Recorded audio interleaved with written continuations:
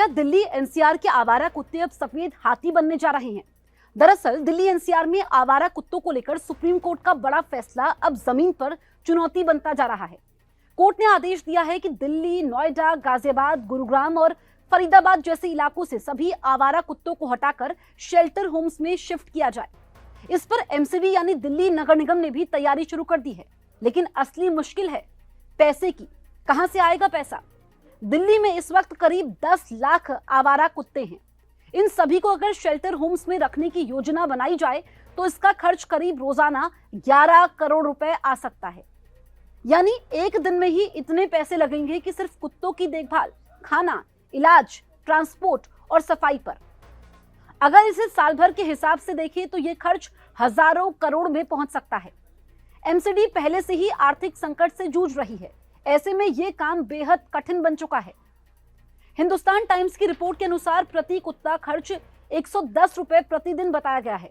इसमें खाना, सफाई, मेडिकल सुविधा, स्टाफ और दूसरी जरूरतें शामिल हैं। फिलहाल निगम की प्राथमिकता सिर्फ उन्हीं कुत्तों पर है जो बार बार काटने की घटनाओं में शामिल हैं या जो बीमार हैं। मौजूदा समय में एमसीडी हर दिन 350 से ज्यादा कुत्तों को पकड़कर उनकी नसबंदी करती है, जिस पर लगभग 1000 रुपए प्रति कुत्ता खर्च होता है।